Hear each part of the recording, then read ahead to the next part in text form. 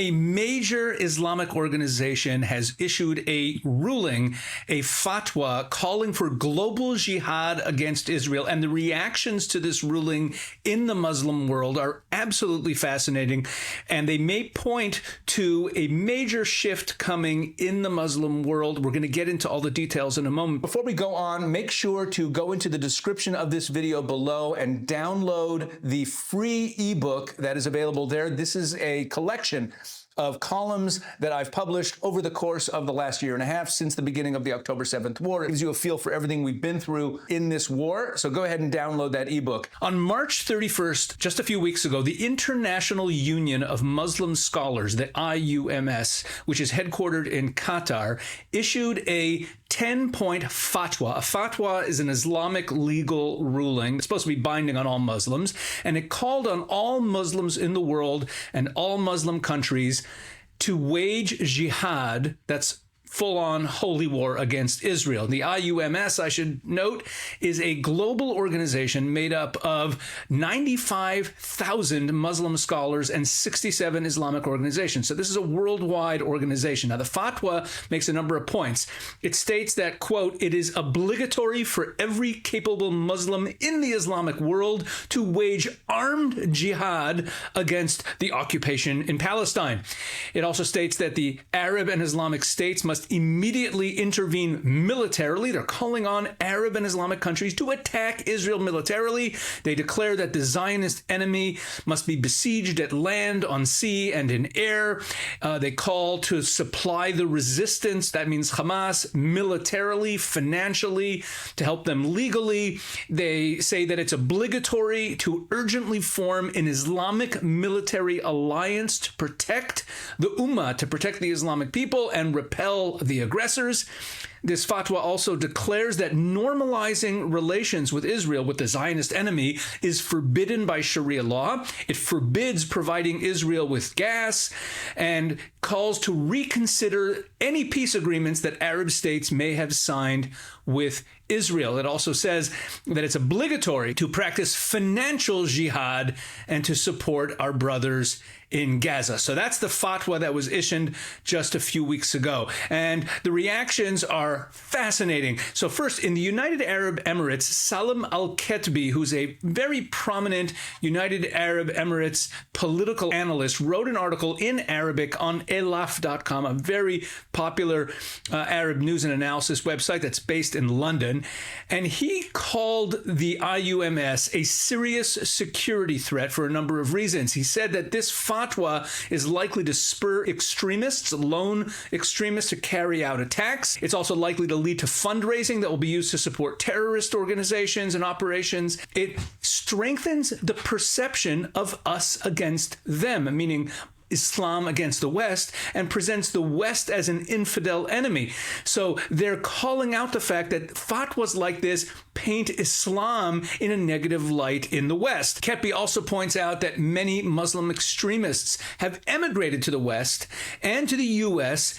to live and enjoy the social assistance and the freedom of religion there, and that they establish organizations in the West to exert political pressure on the countries that host them, and that the terrorist incidents in the West and in the U.S. prove that this is a problem. The United Arab Emirates already designated the IUMS as a terrorist organization, and Ketbi calls on Western governments, the United States in particular, to designate the IUMS as a terrorist organization. Ketbi points out at the end of his piece that the IUMS is a direct threat to the national security of Western countries, sowing the seeds of terrorism and extremism.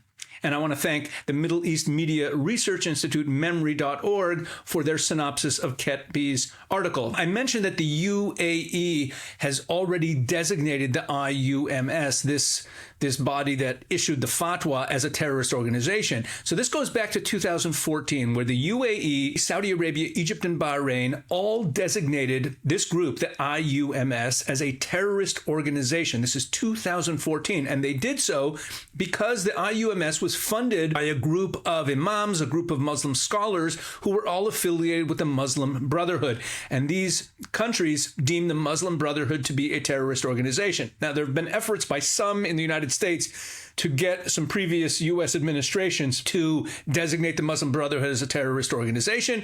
But Arab lobby groups in the United States have fought back against this. Donald Trump in his first administration was pressured by some of the people in his administration to do it, but he did not. And here is Ketby, a prominent political analyst in the United Arab Emirates, calling on the U.S.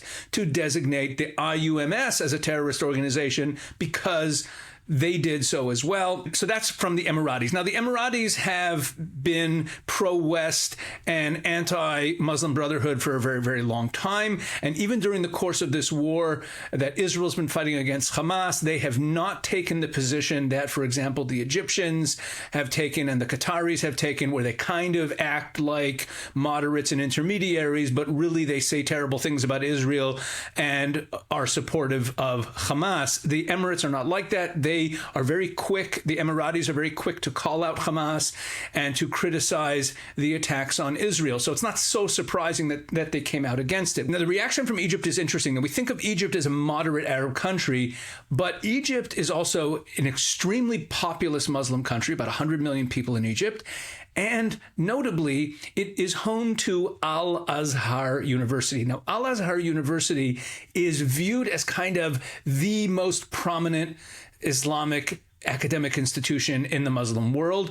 The rulings, the fatwas that come out of Al-Azhar University are viewed in the Sunni world as having the highest authority. And Sheikh Nazir Ayad, who is currently the Mufti of Egypt, is a graduate, a very prominent graduate of Al-Azhar University. He was nominated for the position of Mufti of Egypt by the leadership of Al-Azhar University.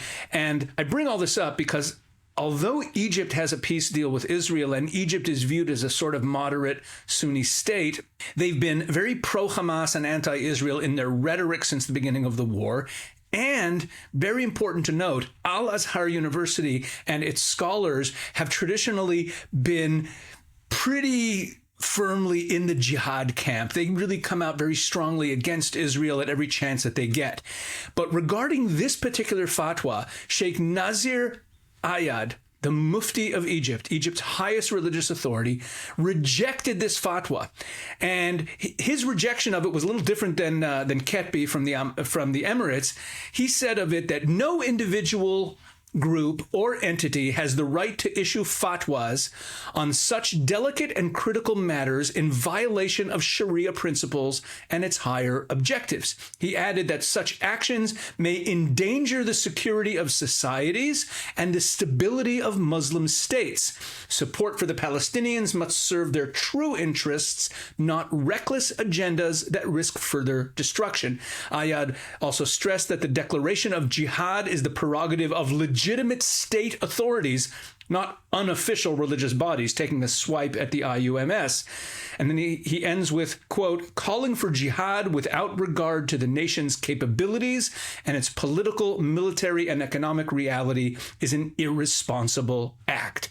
So here you have the Mufti of Egypt, Sheikh Nazir Ayad, who is viewed as really the top religious authority in Egypt, affiliated with Al-Azhar University, which is the most respected of all the Islamic institutions, coming out against this fatwa and calling it reckless and irresponsible, and that it endangers the stability of the region. Now let's add into the mix two more headlines that came out of the Middle East over the course of the last week. Just a couple of days ago, Jabal Arharmi, who is the editor-in-chief of the Qatari state government newspaper, the daily paper Al-Sharq, posted on his X account the following, quote, "We are certain that the hour of judgment will not come until we fight the Jews and kill them. We feel no despair or hopelessness despite all the pain, wounds, and bloodshed." And this is not the first time he's posted anti-Jewish statements like this, these militant anti-Jewish statements. Let me remind you, this is the editor-in-chief of the government daily Al-Sharq in Qatar. So he's someone who basically works for the Qatari government as the head of their daily mouthpiece, calling for the death of Jews. Now, here he was paraphrasing a hadith, a famous Islamic statement attributed to Muhammad, saying that the hour of judgment will not come until all the Jews are killed, basically. And this hadith is quoted in Hamas's founding charter. Here is Jabir al-Harmi, editor-in-chief of the Qatari government daily, spewing anti-Jewish hate. And also, just a couple days ago, the Jordanian government announced that they arrested 16 members of the Muslim Brotherhood who had set up a rocket and drone factory in Jordan and were planning large-scale terrorist attacks. Now, why are these last 2 points connected? They're connected because of what's going on right now in the Muslim world, in the Arab world, vis-a-vis Israel, vis-a-vis terrorism, vis-a-vis jihad against the Jewish state. So here you see this tension building where on the one hand you have the Muslim Brotherhood branch that's based in Qatar that is continually calling for jihad, and they're calling for the death of Jews and the death of Israel. And that's we'll call it the jihadist camp. And then on the other side, you have the Emiratis, the Bahrainis, the Saudis, and include within them the Egyptians, who are more interested in peace and realpolitik and getting their economy back together than waging jihad against Israel. And you also have the Jordanians, who have problems with the Muslim Brotherhood. The Muslim Brotherhood are a growing party in the Jordanian legislature. The Jordanians are struggling with what to do about this issue because they don't want to give more influence to the Muslim Brotherhood. The Muslim Brotherhood, I should add, is the parent organization of Hamas and the parent organization of Al-Qaeda and ISIS. They all come from the Muslim Brotherhood. Jordan announcing that they've arrested 16 members of the Muslim Brotherhood who were planning all this terrorism and building rockets and drones is very interesting, not only because they arrested 16 members of the Muslim Brotherhood, but that the government chose to publicize the fact that they did this. Now, let's think about that. What's happening right now is that those who are digging in on jihad, the Muslim Brotherhood factions in the Middle East, are now at loggerheads with those countries and those thought leaders in the Middle East who are saying, no, we don't want to have this jihad anymore. We don't want to be going head to head with the Jewish state. We don't want to be fighting these wars anymore. And we want to move towards greater engagement and peace with the West. So here you see this tension going on in the Muslim world. We can only pray that the Emiratis and the Bahrainis and the more moderate voices win out. The big takeaway from this story is that there is an internal battle going on within the Muslim world over jihad and over Israel about how to view the way forward. Do we want to dig in on jihad and dig in on trying to destroy the Jewish state? Or are we ready to accept the existence of Israel and engage with the West and seek a more peaceful way forward? And that's the struggle that we're seeing right now. We're going to continue to watch this, and we can only hope that the forces of moderation win out and that the Sharia supremacists, as some are calling them now, will lose the day. But this is a very important development in the Muslim world.